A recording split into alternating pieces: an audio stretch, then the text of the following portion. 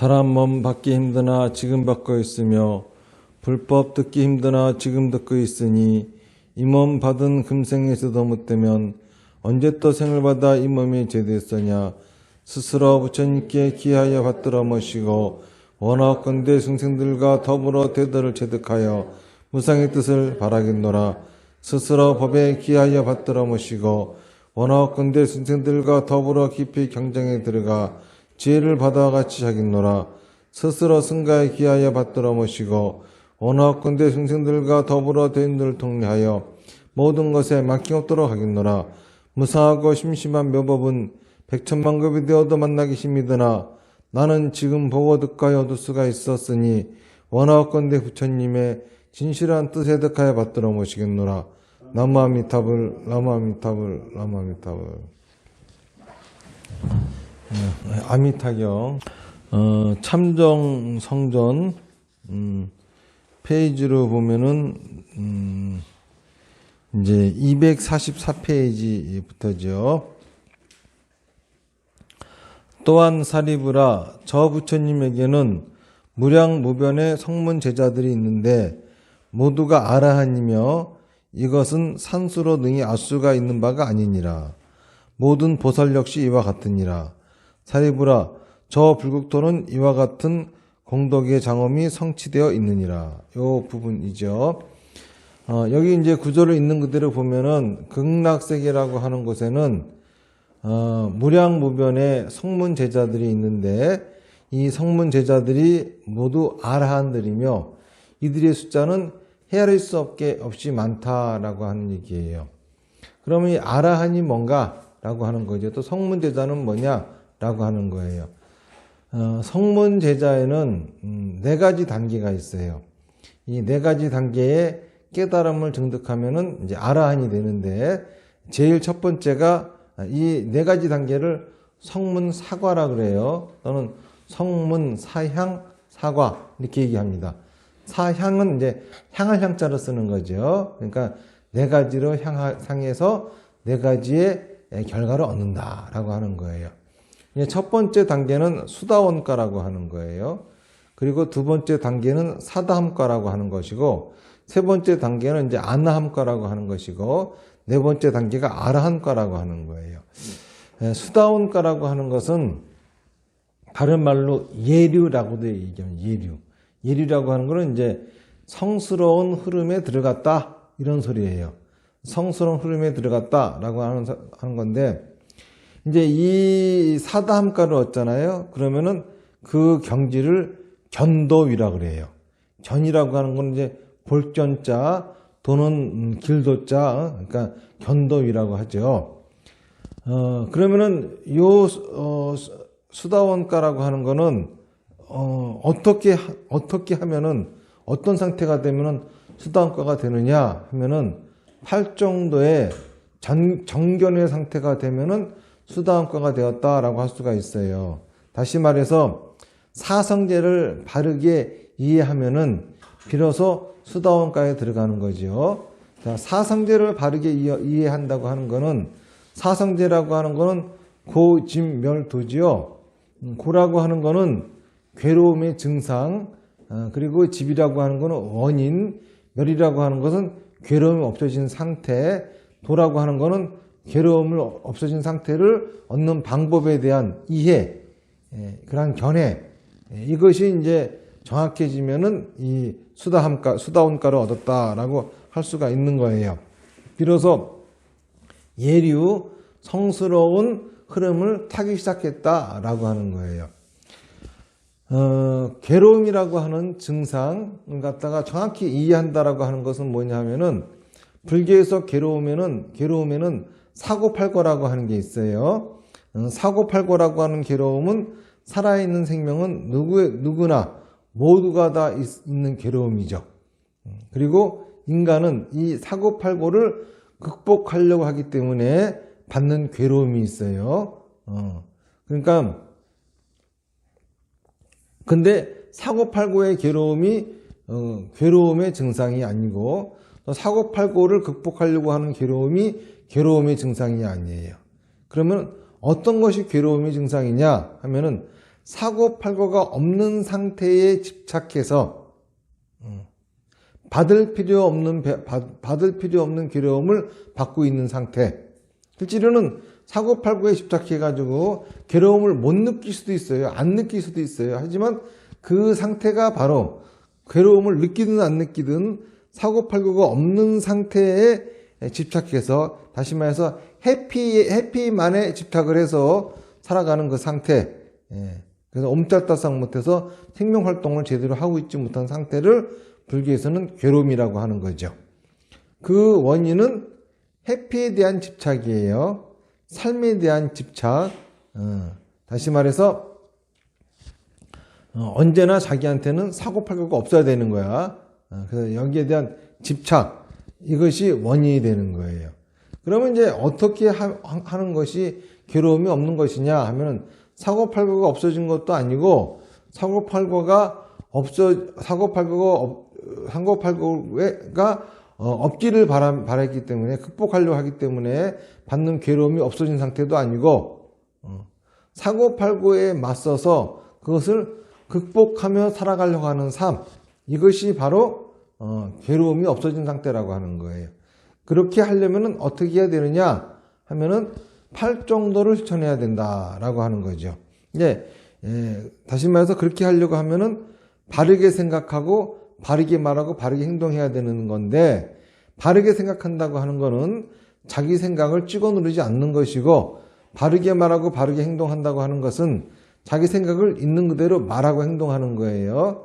다시 말해서 자기 생각을 누리기 위해서 명상을 하지 않는 거고, 자기가 하고 싶은 말, 하고 싶은 행동을 참기 위해서 고행을 하는 것이 아니고, 그러면 명상은 왜 하느냐? 자기 생각을 마음껏 하기 위해서 하는 것이고, 고행은 왜 하느냐? 자기 생각을 말하고 행동하기 위해서 고행을 하는 거예요. 이런 상태를 알고, 이걸 아는 거에서 끝나는 게 아니에요. 이런 상태가 완전히 자기한테 받아들여져가지고 납득이 되어져서 진짜 저러한 삶을 살아야 되겠다 라고 하는 각오, 이걸 하겠다라고 하는 의지를 일으켰을 적에 비로소 성문 사가인 첫 번째 단계인 수다원가에 들어가는 것이고, 이러한 상태를 성스러운 흐름을 탔다 해가지고 예리라 하는 것이고, 이러한 경지에 이르는 것을 견도위에 이르렀다 이렇게 말을 하는 거예요. 성문의 이제 두 번째 단계는 뭐냐 하면 사다함가라고 하는 거예요. 사다함가라고 하는 거는 다른 말로 일례라 그래요. 일례. 한번 온다 이거야. 다시 말해서 어떤 상태로 오느냐? 고성죄의 상태로 한 번은 돌아온다 이거예요. 다시 말해서 바르게 생각하고 바르게 말하고 바르게 행동하는 거죠. 바르게 생각하는 것은 자기 생각을 누르지 않는 것이고, 그리고 바르게 말하고 바르게 행동하는 것은 자기가 하고 싶은 말과 행동을 참지 않는 것이고 다 하는 것이고인데, 한 번 돌아온다고 하는 거는 뭐냐 하면은 이것이 항상 유지가 되어지는 상태가 아니라 어쩌다가 한 번쯤은, 그렇죠? 자기 생각을 누를 때도 있고, 어쩌다 한 번쯤은 자기 생각을 말과 행동으로 못할 때도 있고, 이러한 상태에 왔다 갔다 하고 있는 상태, 이러한 상태를 사다함가라 그래요. 이 사다함가는 정사, 정어, 정업, 정명, 정진을 하고 있는 상태, 이러한 상태가 이제 사다함가다라고 할 수가 있는 거죠. 그 다음 세 번째 단계는 아나함가예요. 아나함가라고 하는 거는 불환이라고 해요. 안지불자, 돌아올 환자, 돌아오지 않는다 이거야. 그러니까 이제는 다시는, 그렇죠? 자기 생각을 찍어 누른다든지, 아니면 자기 생각을 말하지 못하고 행동하지 못한다든지, 이러한 상태에 다시는 돌아오지 않는다 이겁니다. 그래서 이거는 팔정대 정염의 상태가 되어진 것을 얘기하는데, 이렇게 사다함가와 아나함가를 얻으면은 이 상태를 수도위라 그래요. 닦을 수자, 길도자, 수도위라고 하죠. 마지막 이제 아라함가예요. 아라한과라고 하는 거는 뭐냐면 이거는 응공이라고 그래요. 응공이라고 하는 거는 응당이 공양받을 자격이 있다라고 하는 거예요. 응당이 자기가 음식도 이제 먹어도 당당한 거고, 그치? 이 세상에 폐 끼치는 것도 당당한 거고, 응당이 이 세상으로부터 공양을 받을 수 있는 자격이 되었다. 그래서 아라한이라고 하는 거는 응공이라고 하는 뜻이에요. 그럼 어떤 상태가 되면 응공이 되느냐, 아라한이 되느냐 하면은 정정의 상태가 되는 거예요. 다시 말해서 사는 것이 너무 재밌어가지고 그 상태에 푹 빠져서 살아가는 상태, 이러한 상태를 아라한과라 그래요. 이러한 상태가 되면은 더 이상 배울 게 없어요. 그래서 이 단계는 무학도위, 없을 무자, 배울 학자, 길도자. 그치? 무학의 길을 걸어간다 이거야. 뭔가를 더 이상 닦고 배울 필요가 없어요. 왜? 삶 자체가 그 사람은 배움으로 충만되어 있어. 뭔가를 배우려고 노력하지 않아도 저절로 그 사람은 많은 거를 배워가며 살아가고 있거든요. 이건 이제 무학도위라 그래요. 근데 여기서 나오는 것은 아미타경에서 보면은 극락세계에 있는 중생들은 거기에는 무량무변의 성문 제자들이 있는데 모두가 아라한들이다 라고 하는 거예요. 모두가 응공이라고 하는 말이에요. 바꿔 얘기하면은 모두가 정정의 상태가 되었다는 거예요. 이거를 이제 무량수경의 48원의 12원을 보면은 극락세계에는 모두 정정의 무리들이 있다라고 하는데 그 정정의 무리라고 하는 것이 바로 이 8정도의 정정이고 이것이 이제 아라한가를 증득한 단계다라고 볼 수가 있어요. 이 상태가 된 거를 불교에서는 깨달음을 얻었다, 부처가 되었다 이렇게 얘기를 하지요. 그러니까는 극락세계에 살아가는 중생들은 누구나 다 자기 삶을 완전 연수하고 있고 사는 맛에 푹 빠져 살고 있다라고 하는 그런 얘기가 되는 거죠. 자, 그 다음을 보면은 또 이러한 아라한들이 산수로는 능히 알 수 없느니라. 그러니까는 극락세계에 가면은 이렇게 자기 생각과 말과 행동을 완전 연수하며 살아가는 사람들이 헤아릴 수 없이 많이 있다는 거죠. 그렇기 때문에 그렇죠? 극락세계를 살지 않는 사람은 이렇게 얘기합니다. 남들은 삼마타 빗바사나 다나바람이 하지 않고도 잘 살고 있건만 왜 나만 이런 거 해야 돼? 남들은 다 완전 연수하고 있는 삶을 살고 있고 살고 있지 않은 건 나밖에 없어요. 다시 말해서 남들은 안 해도 되는데 왜 나만 해야 돼가 아니라 그쵸? 이 가르침은 나 하나를 제도하기 위해서 존재하는 거기 때문에 남들 운운할 게 아니라 자기 자신이나 그쵸? 잘 해야 되는 거죠. 그 다음에 나오는 것이 모든 보살 역시 이와 같으니라 이런 말이 나와요.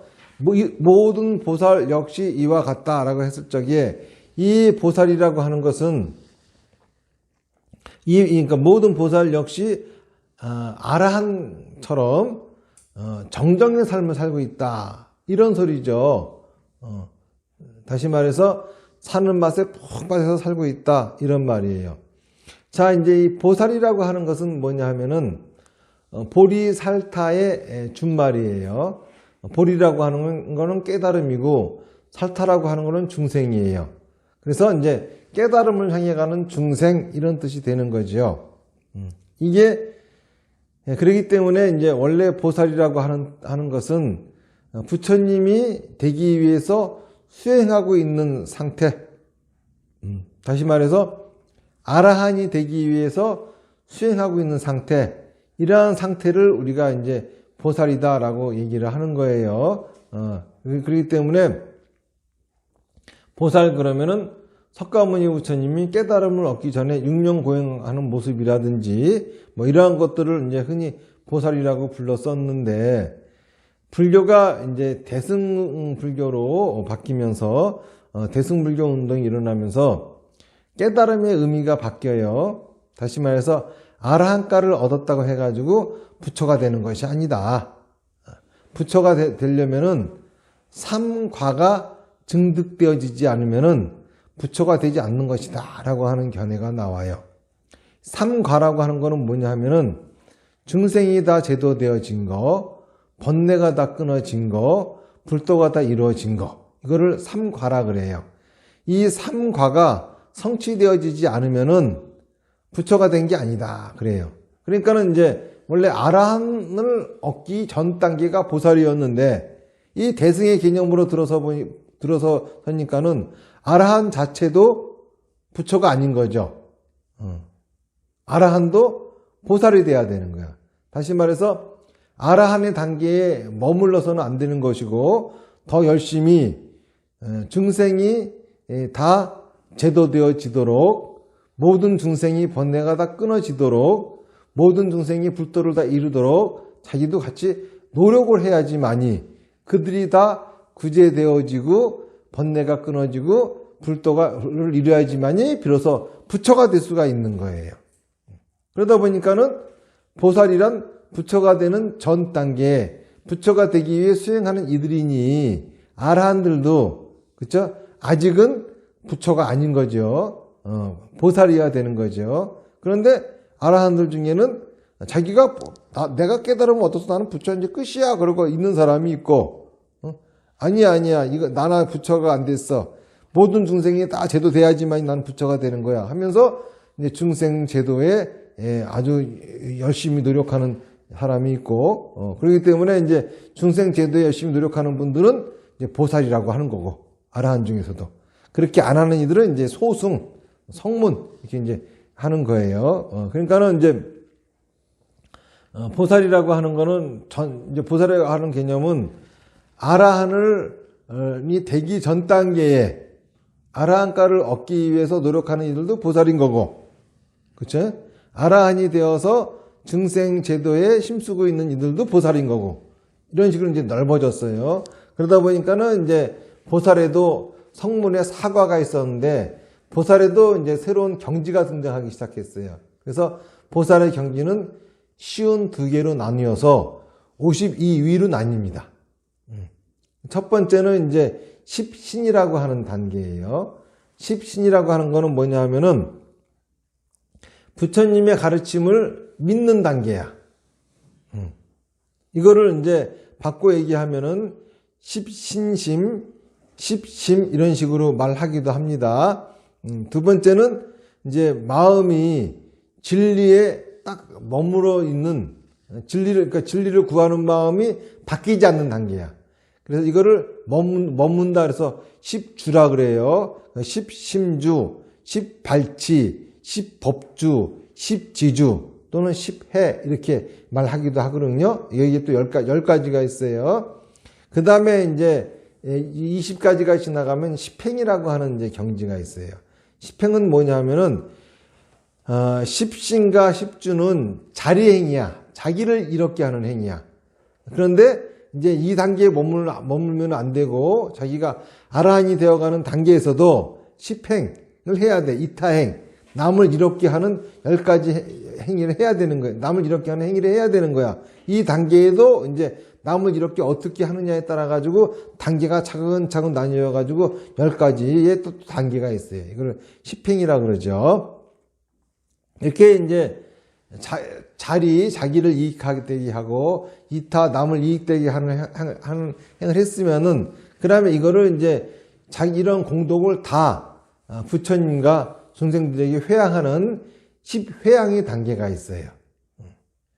이 십회양의 단계를 십향, 십회양신, 십회양법, 십원 이렇게 말하기도 하죠. 이제 이렇게 해서 이제 40단계가 지나가면은 그 다음에 이제 십지의 단계가 있어요. 십지. 우리가 흔히 알고 있는 거는 십지죠.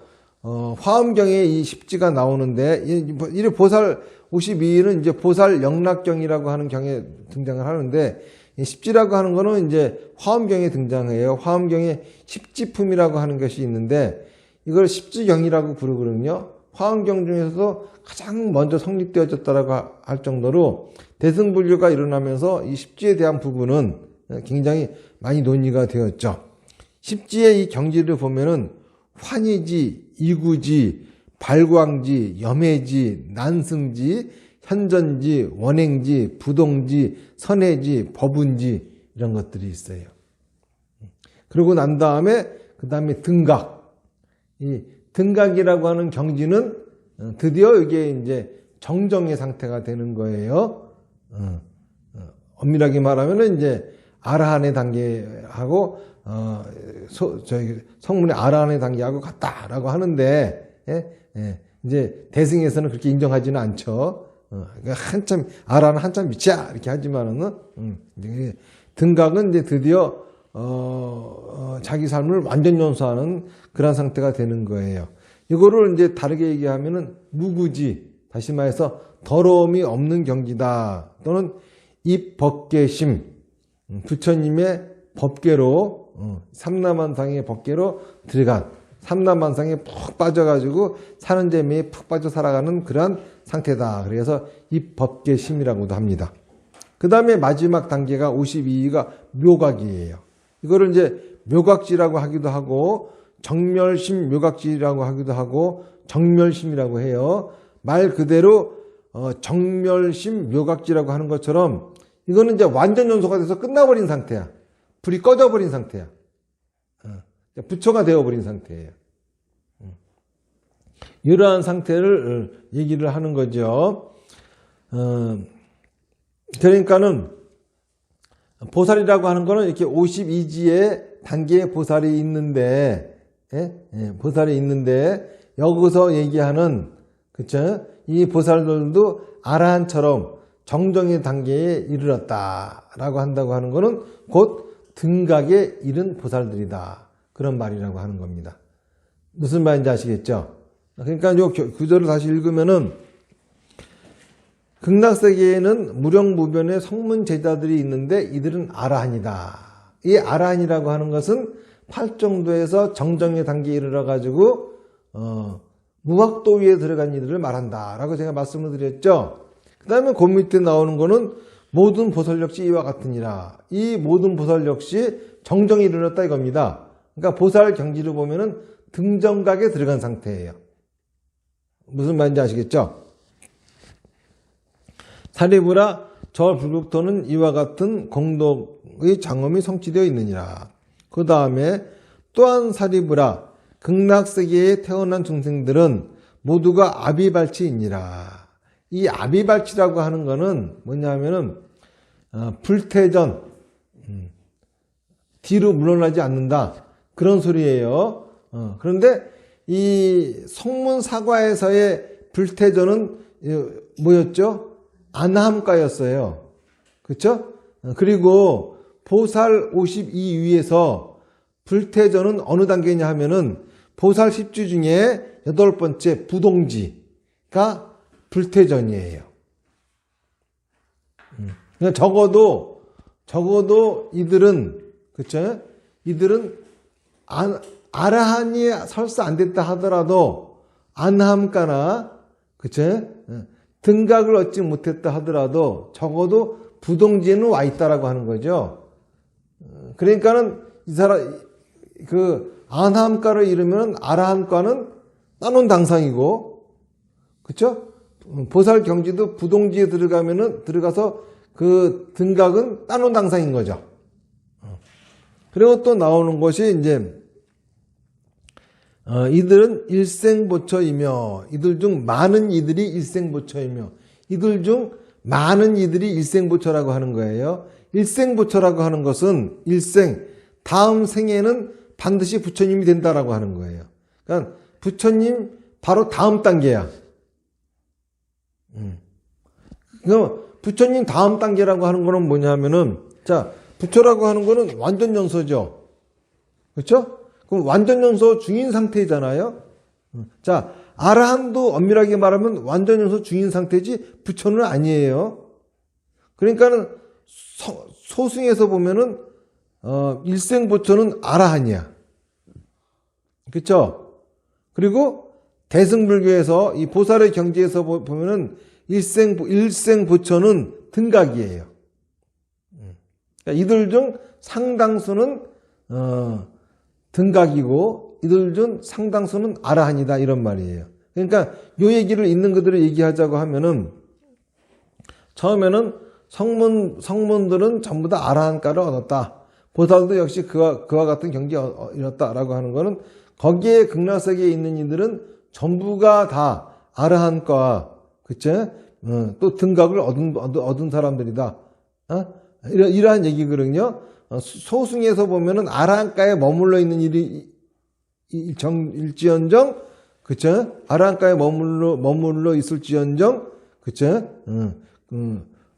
이미 자기 삶을 완전 연수하고 있는 이들이고, 대승의 경지에서 보면은 아라한가에 머물지 않고 중생 제도에 나선 이들이 하더라도 이들은 등각에 머물러 있는 이들이다. 이렇게 얘기를 하면서 이제 그렇게 이제 그런 얘기가 있으니까는 약간 이제 솔직히 말하자면 말이에요. 이러는가? 솔직히 말하자면은 내가 전부 다 아라한가를 얻었다고 하는데 사실은 안함가고 사실은 부동지 단계입니다.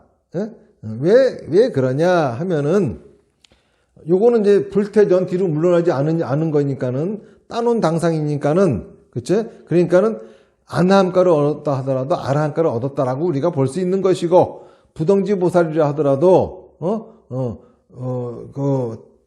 등각을 얻었다라고 볼 수가 있는 거죠. 이런 소리예요. 그렇기 때문에 이들 중에 상당수는 진짜 그쵸? 이들 중에 상당수는 등각을 얻은 이들이다. 이렇게 이제 설명을 하고 있는 거예요. 그래서 그 수는 대단히 많아서 이것은 산수로 능히 헤아릴 수 없느니라. 단 무량무변 아승지로 말할 수 있느니라. 사리부라 중생이 들었다면 응당히 저 나라에 태어나고자 하는 발언을 해야 하느니라. 어찌하여 그런가 하면은 이와 같이 가장 뛰어난 착한 사람들과 한 곳에서 함께 살 수 있기 때문이니라. 이런 얘기예요. 다시 말해서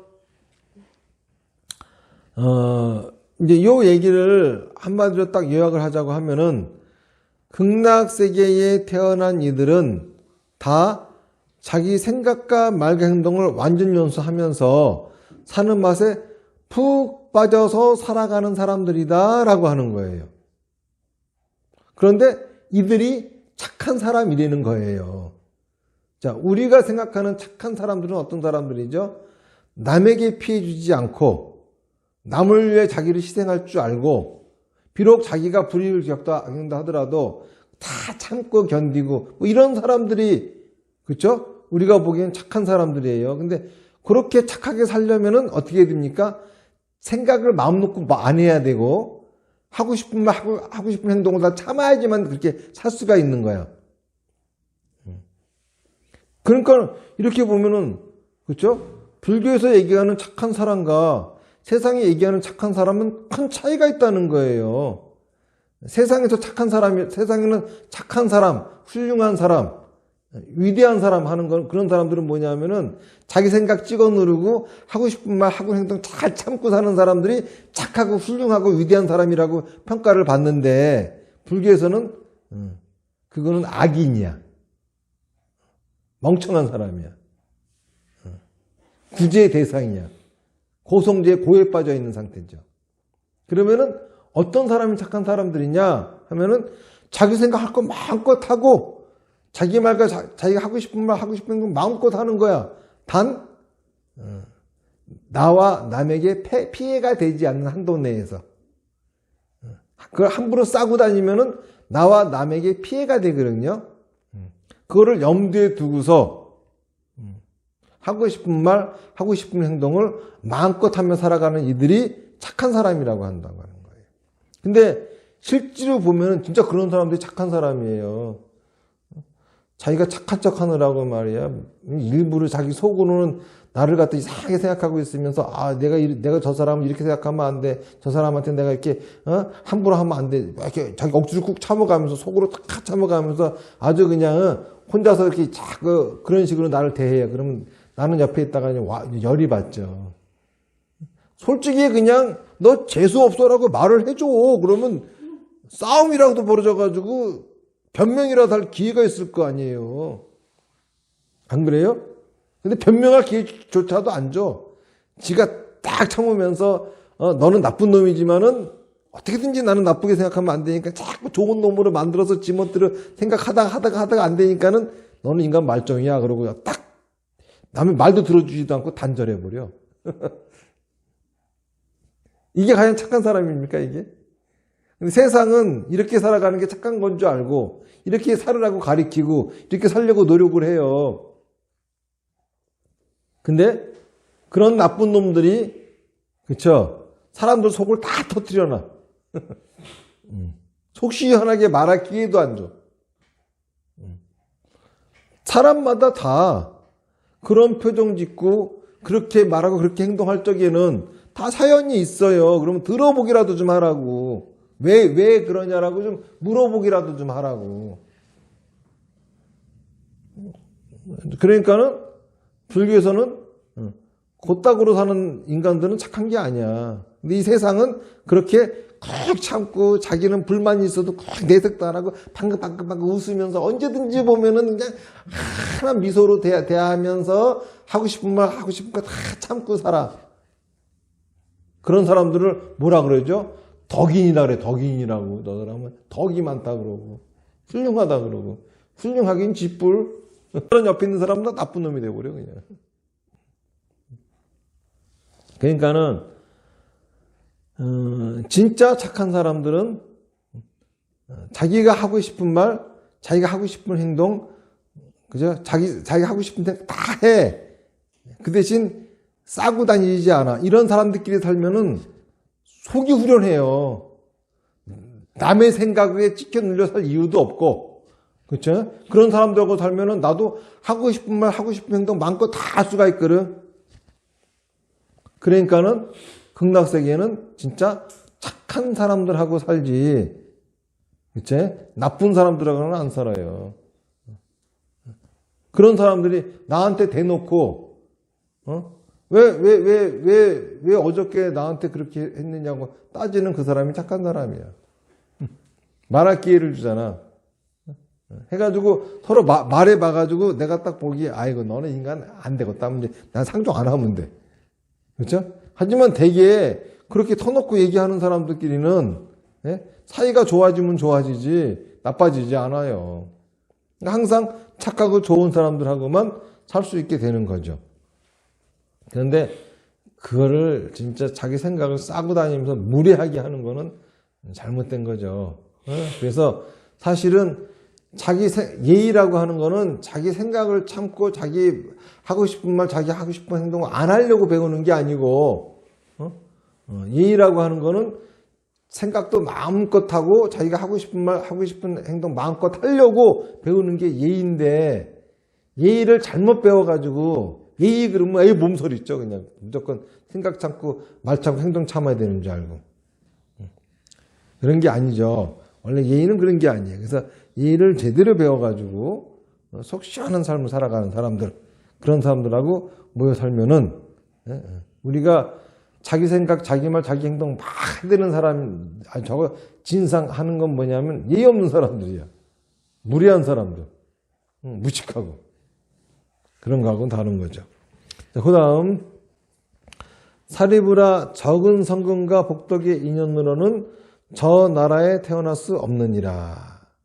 적은 성근과 복덕의 인연이 뭐냐 하면은 적은 성근이라고 하는 거는 불교의 성근이 아니에요. 남을 이롭게 하고, 그쵸? 나와 남에게 이로운 생각과 말과 행동을 하고, 그쵸? 어려운 사람을 도와주고, 이런 등등의 복을 짓는 거야. 이게 적은 성근과 복덕이야. 하나의 그 예를 들자면은, 어느 날 있잖아요. 나그네가 길을 가다가 쓰러졌어. 그러니까는 이제 토끼하고 여우하고 사슴하고 야 우리가 나그네를 갖다가 어떻게든지 우리가 좀 살려주자 해가지고 다 같이 모여가지고 저희 그 여우는 나뭇잎을 주워오고 또 저희 노루는 그 사슴은 물을 가져오고 해가지고 여우가 불을 지피고 사슴은 물을 먹이고 했는데 토끼는 자기가 할 수 있는 게 아무것도 없는 거예요. 그래가지고 토끼가 자기 몸을 던져가지고 불에 들어갔어. 먹으라고. 이 토끼가 하는 행동이 적은 성근과 복덕이야. 그런 짓 가지고는 극락에 갈 수가 없다 이거야. 무슨 얘기인지 아시겠어요? 예? 아무리 절에다가 있잖아요. 시주를 많이 하고 불사를 많이 하고 사리탑을 근사하게 짓고 그리고 그냥 스님들을 엄청나게 복양하고 아니면 이 세상에 있는 삼천대천 세계에 있는 모든 사람들한테 있잖아요. 예? 1년 동안 아니면 평생 먹고 살 수 있게 공양을 올린다 하더라도 그건 적은 성근과 복덕이야. 그런 짓 아무리 많이 천번 만번 해도 극락은 갈 수가 없어요. 그러면 도대체 뭘 어떻게 해야 극락을 갈 수 있느냐? 그렇게 극락하기 힘드냐? 사리부라, 만약 선남자 선녀인이 있어 아미타불을 설하는 것을 듣고 명호를 가지고 보존하여 약 1일, 약 2일, 약 3일, 약 4일, 약 5일, 약 6일, 약 7일을 한마음이 흐트러지지 않으면 그 사람이 임종하여 마칠 때에 아미타불이 모든 성스러운 무리와 함께 그 앞에 나타나시느니라. 무슨 말이냐면은 아미타불에 대해서 얘기하는 걸, 설하는 걸 듣는 거야. 응?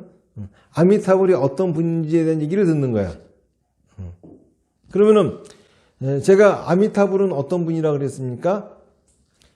자기의 생각과 말과 행동을 완전 연소하며 살아가는 사람의 실제 상황이라 그랬죠. 생각과 말과 행동을 완전 연소하며 살아가는 사람의 실제 상황에 대해서 듣는 거죠. 그러면은 그 명호를 가지고 지닌다라고 하는 거는 나무 아미타불이에요. 아미타불에 나무하는 거예요. 실제 생각과 말과 행동을 완전 연소하는 사람의 실제 상황에 자기가 나무하는 거예요. 그러니까는 다시 말해서 어떤 거죠? 자기가 자기 생각과 말과 행동을 완전 연소하면서 만나는 실제 상황 있잖아요. 그 실제 상황에 자기의 모든 것을 던지는 삶을 살아가는 거야. 이게 바로 뭐냐 하면은 명호를 가지고 보존한다는 소리예요. 어디에 경전에 나무 아미타불을 부르라고 돼 있어. 그런 말 없죠? 예? 아미타불을 설하는 것을 듣고 그 명호를 가지고 보존한다라고 하는 거는 이런 거예요.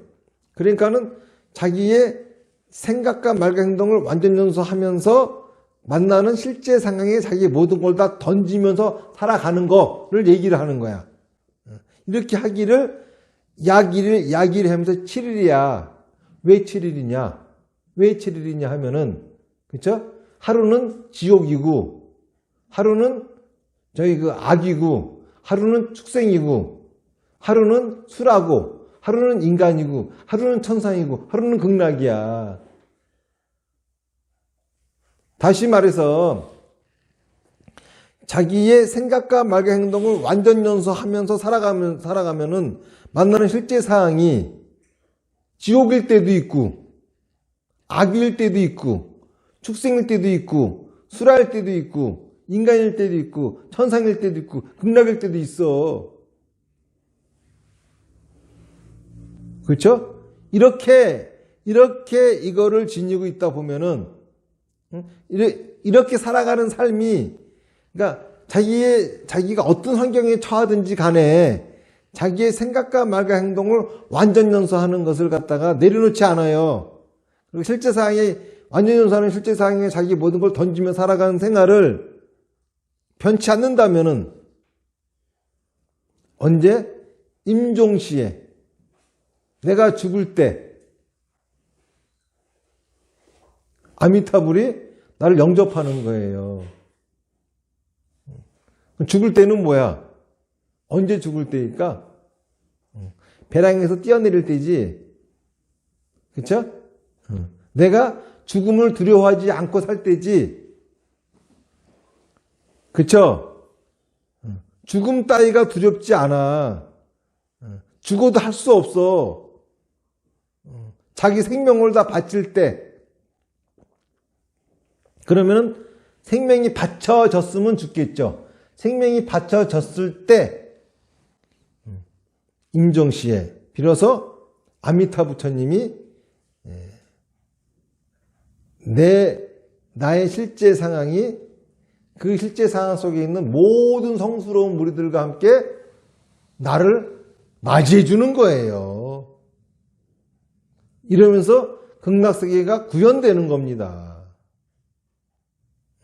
극락세계는 망상으로 가는 세계가 아니에요. 그쵸? 우주선 만들어가지고 달려가는 세계도 아니야. 지금 여기에서 내 생각과 현실이 극락으로 바뀌는 곳이에요. 다시 말해서 생각과 말과 행동을 완전 연소하면은 내가 처한 실제 상황이 어떤 건지, 그쵸? 드러나요. 바로 극락이야. 극락은 어떤 세계냐? 광명의 세계야. 뭐든지 환히 알 수 있는 세계야. 어두움이 없죠. 그래서 이 사람이 마칠 때에 마음이 뒤바뀌지 않고 바로 아미타불의 극락도에 왕생할 수 있느니라. 이때 마음이 획가닥 바뀌지 않고 아미타불의 극락세계에 왕생하는 거예요. 사리부라, 나는 이런 이익을 보았기에 이런 말을 하는 것이니 이 말을 듣는 증생이 있다면은 마땅히 저 국토에 태어나기를 발언해야 하느니라. 여러분들이 그냥 읽어가지고는 어떤 이익인지 모르겠죠. 근데 이런 이익이에요. 제가 해석해드린 이익. 자, 다시 전체적으로 정리해드리면은 극락세계를 살아가는 사람들은 다 어떤 사람들이냐 하면은 자기 삶이 완전 연소되어지는 것이 보장되어진 사람이야. 그러니까 완전 연소 중인 사람들이야. 생각과 말과 행동을 완전 연소하고 있어요. 생각을 찍어 누르지 않고 말과 행동도 자기 생각 가지고 다 자기 생각을 다 말과 행동으로 표현하면서 살아가. 그런 사람들끼리 모여 살아가는 세계가 극락세계예요. 이 세계는 어떻게 하면 갈 수 있느냐 하면은 자기 삶을 완전 연소하며 살아가는 사람이 만나는 실제 상황에 대한 얘기를 듣는 거야. 거기서 환희심이 느껴져. 그래서 나도 내 생각과 말과 행동을 완전 연소하면서 그렇게 찾아온 실제 상황에 내 모든 것을 다 바치기를, 지옥을 살아도 악의를 살아도 축생을 살아도 수라를 살아도 인간을 살아도 천상을 살아도 극락을 살아도 변치 않는 거야. 그러면서 드디어 내 생명이 바쳐졌을 적에, 그치? 나의 다나바라밀이 완성되었을 적에 극락세계의 실제 상황은 거기에 있는 모든, 그치? 내 상상을 초월하는 모든 현실 세계와 함께 나를 맞이해 주는 거죠. 사바세계는 망상의 세계고 극락세계는 현실의 세계예요. 사바세계는 매트릭스 속의 세계고 극락세계는 현실 세계예요. 매트릭스 영화에서는 현실이 너무 비참하잖아. 그런데 있잖아요. 극락세계에서 현실은 너무 좋아. 그렇게 비참한 게 아니야. 망상 속의 세계보다도 더 좋아. 개운하거든. 마치 소나기가 내린 날, 그쵸? 천지가 맑게 보이는 것 같은 그런 청량한 세계야. 기옥을 살아도 청량하고 수라, 아기, 축생 어떤 세계에 살고 있다 하더라도 청량한 세계야. 미세먼지가 없고, 그쵸? 아주 깨끗하고 맑은. 그리고 지정신 갖고 살아가는 좀비들이 없는 그러한 세계. 자, 오늘 얘기는 여기까지 하고 이제 다음에는 이제 육방찬에 대한 말씀을 드리도록 하겠습니다. 자, 질문 있으면은 질문하세요.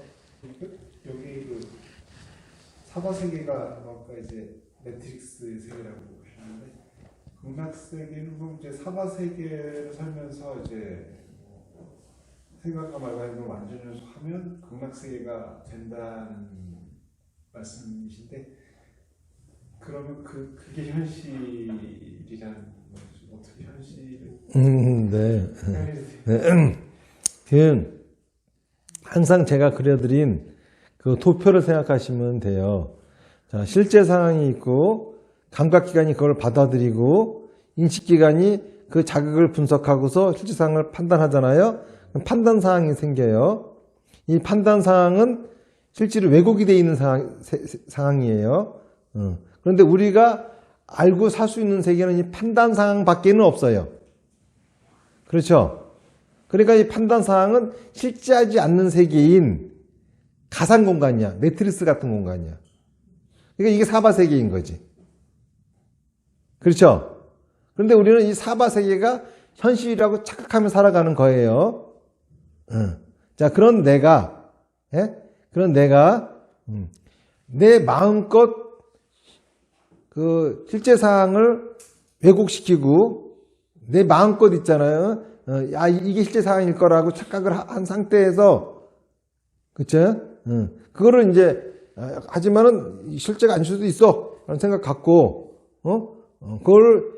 그걸 내놨다가는 어떻게 깨지고 어떻게 할지는 모르겠지만 그래도 그대로 말과 행동 내놓는 거죠. 잘 내놓는 거죠. 자, 그러면은 당연히 왜곡되어진 판단 상황이니까는 충돌이 일어날 거 아니겠습니까?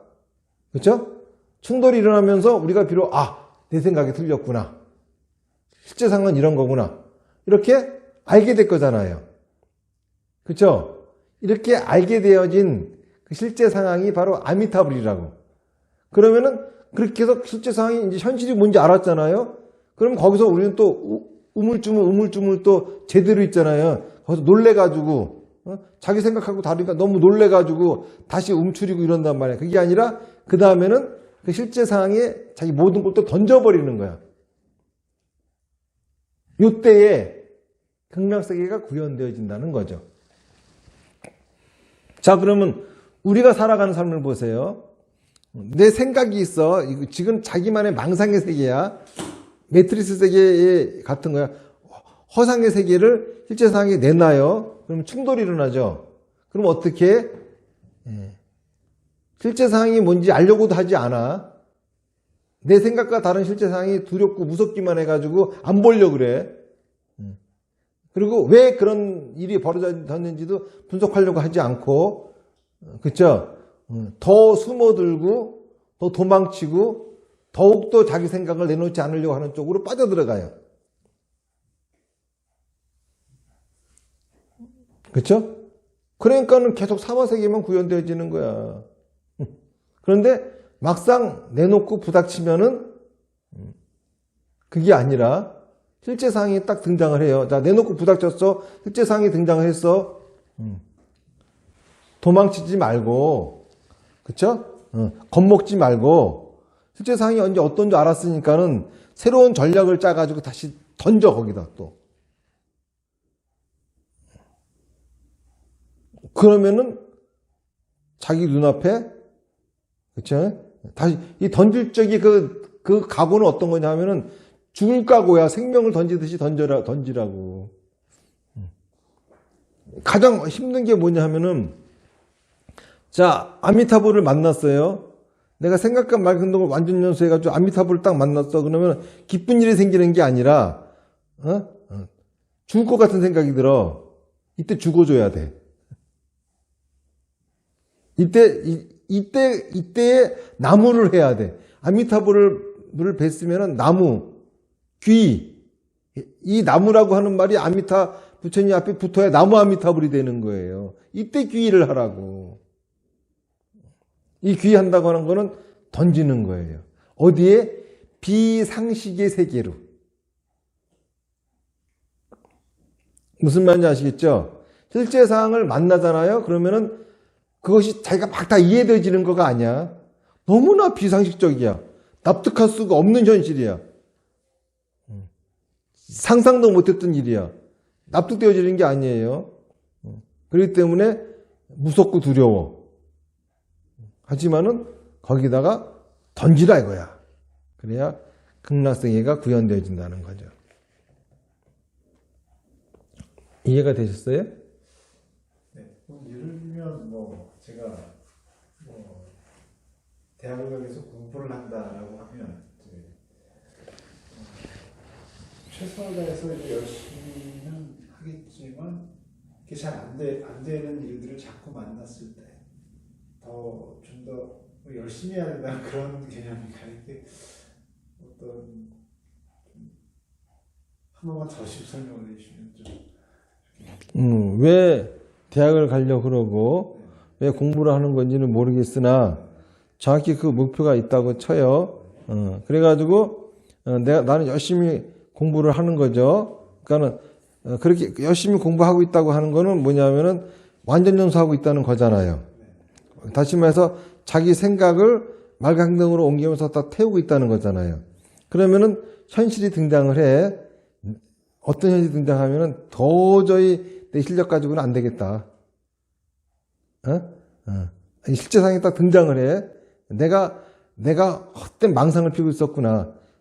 등장을 해요. 그럼 여기서 놀래가지고 도망치는 수가 있겠죠. 아니, 이렇게까지 했는데, 이게 안 돼? 라고 하지만은, 이래서 안 돼? 그럼 그 상황에다가 이제 자기 모든 걸 확 던져버리는 거죠. 이전까지는 요거는 안 되고, 몇 가지 있잖아요. 내놓을 수 없는 것들을, 이거는 양보 못할 것들을 갖고 있었지만은 다 내던져버리는 거야. 그리고 올인하는 거죠. 그러면은 드디어 있잖아요. 자기 원하는 게 이루어지고, 설사 올인해가지고 이루어지지 않는다 하더라도 성공 실패와 상관없이, 하늘에는 기적이, 땅에서는 축복이 일어나는 일이 발생한다 이거야.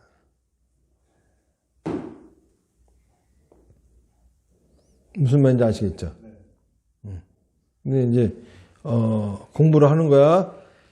나는 이 대학원을 갈 거야. 박사를 딸 거야. 해가지고 이제 공부를 하는 거야.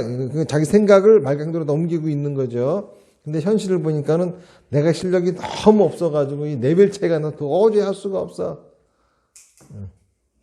그러면 이제 그 상태에서 이제 계속 하긴 하는데, 자기 딴에는 최선을 다하긴 다 하는데, 자기가 버려야 될 것들은 하나도 안 버리고 지금 뭐 똑같은 패턴으로 최선을 다해.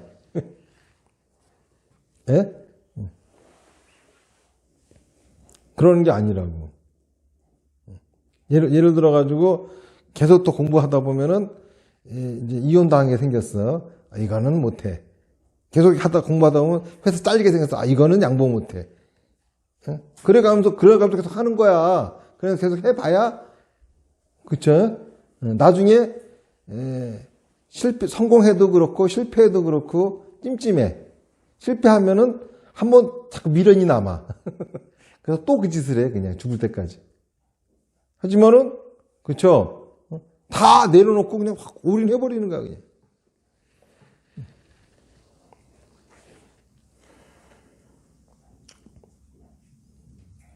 그래서 마누라하고 이혼당하고 회사 잘리고 대학원을 못 갔다 하더라도, 그쵸? 아무것도 얻지 못하고 완전 실패했다 하더라도 하늘에서는 기적이, 땅에서는 축복이 있다고. 그거는 해본 사람만 알아. 무슨 말인지 아시겠어요? 그러기 때문에 가장 중요한 거는 그 정도로 완전연수 하려고 하면은, 예? 목표의식이 뚜렷해야 돼. 그냥 대충 남들도 박사가 있으니까 나도 하나 있어야 쓰지 않을까. 괜히 개품이나 잡으려고 공부할 생각도 없으면서 그런 짓 해봐야. 그러니까 처음에 적어도 그걸 시작할 때부터의 생각이, 그 정도로 절실함이 있어야 되는 거지. 대충 이것도 아니 저것도 아니고 이런, 뭔 일이 있어도 난 이거 해낼 거야, 뭐 이런 게 있어야 되는데. 다 대답이 됐습니까? 네. 네. 또 질문. 그럼 완전 실패할 때 그 기적, 그 기적은 어떤 기적인가요? 완전 실패하면 나는 끝장이거든. 끝이야. 네. 그런데 어떤 기적이 일어나냐 하면은 새로운 길이 열려. 무슨 말인지 알아요? 성공해도 새로운 길이 열리고 실패도 새로운 길이 열려. 그런데 그렇게 안 살면은 성공해도 맨날 그 길이고 실패해도 맨날 그 길이야. 아무것도 안 변해. 예?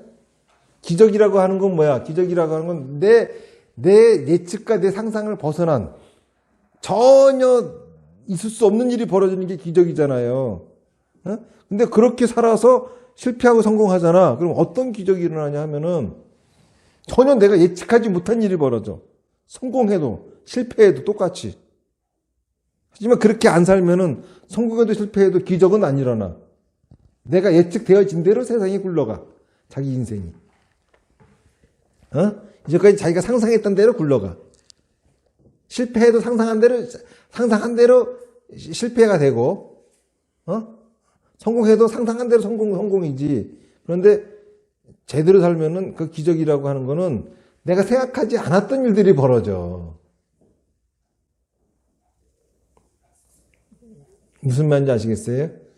그런 걸 보면은, 내 머릿속에 들어있는 게 참 짧구나. 별거 없구나를 알게 돼요. 그런데 그 별것도 없는 지 머리 그것만 믿고, 그쵸? 그것만 믿고 세상을 이제까지 산다고. 그러니까는 믿음이 없는 건 어리석은 거야. 그 좁지도 좁은 자기 상상의 세계 속에서 나올 수가 없게 된다고. 또 질문. 축복. 땅의 축복? 땅의 축복은 뭐야? 따뜻하게 해주는 거지. 감싸주는 거지. 내 편이 되어주는 거지. 그지? 내가 실패해서 넘어진 그 땅이 내 편이 되어주고, 그치? 성공해서 디디고 있는 그 땅이 내 편이 되어주는 거야. 알겠어요? 사람이 넘어지면은, 넘어진 그것을 디디고 일어나야 되는 거예요. 땅에 축복이 없으면은 못 일어나. 원래 박사가 이런 공부를 하는데, 뭐 이제 최선을 자기가 다한다고 생각을 하지만, 뭐 이제 자신의 생각이 뿐이고, 이게 이제 말씀하신 그 매트릭스 같은 상황인데, 자기의 생각인데, 그거를 뭐 이제 그러다가 어떤 뭐 난관이 오거나 했을 때도 그냥 그걸 이제 뛰어넘을 정도로 이제 모든 걸 올인하지 못하면 그냥 생각 속에만 있다는 아까 그런. 그렇지. 실제 상황이라고 하는 거는 모르잖아요. 예? 불가능하더라도, 해봐야 되는 거 아니야. 그런데 맨날 이 숫자 계산만 하고서 있잖아요. 확률 계산만 하고 앉아있고, 뭐가 효율적인지만 따지고 앉아있고, 그렇게 살아가지고 재밌겠어?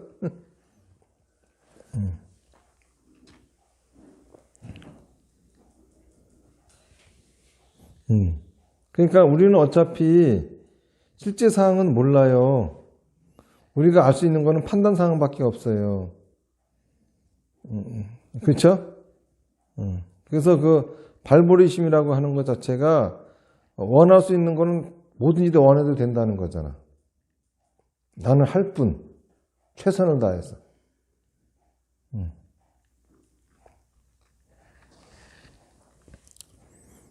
얼마 전에 봤던 영화가 자꾸 생각이 나. 자기 여자친구가 음악을 하려고 자기 여자친구까지, 그쵸? 자기가 그렇게 사랑하는데 헤어져. 그러니까는 그 여자는 이해를 못해. 그렇게 자기 거에 올인을 해. 그랬음에도 불구하고 결국은 쫓겨나거든. 교통사고가 나가지고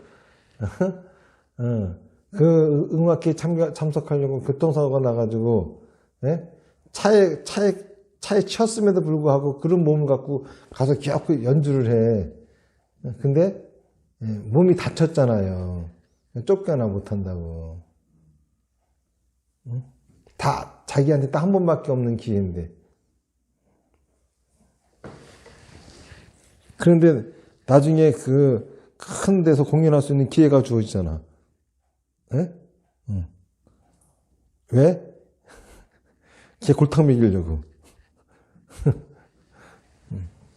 근데 그런 사람들 머릿속에는 자기 생각과 막 행동을 걸 다 던지는 사람들 머릿속에는 일반 사람들이 생각할 수 없는 생각이 떠오르고 그런 짓을 하게 된다고.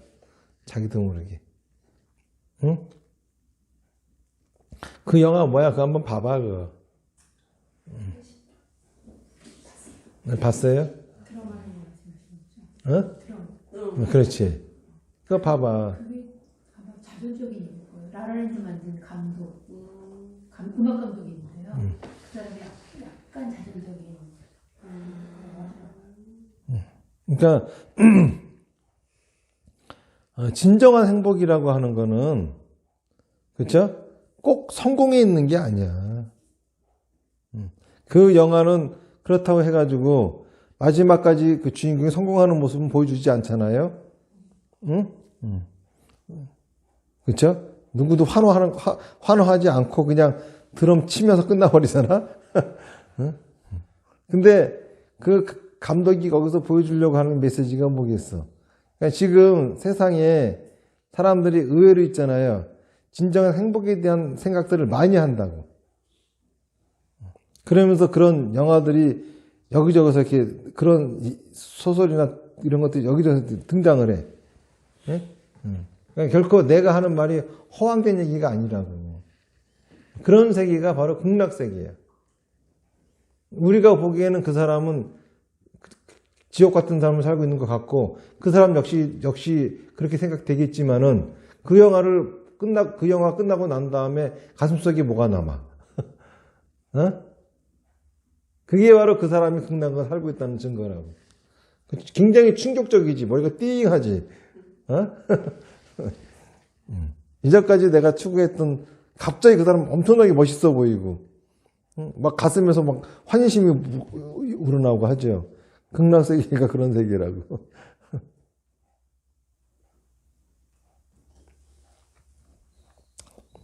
모르겠으면 한번 그 영화 봐요. 내 말이 무슨 말인지 알아들을 수가 있어. 자, 그럼 마치겠습니다. 나무아미타불 연불 10번 하겠습니다. 시작. 나무아미타불, 나무아미타불, 나무아미타불, 나무아미타불, 나무아미타불, 나무아미타불, 나무아미타불, 나무아미타불, 나무아미타불. 성불하십시오.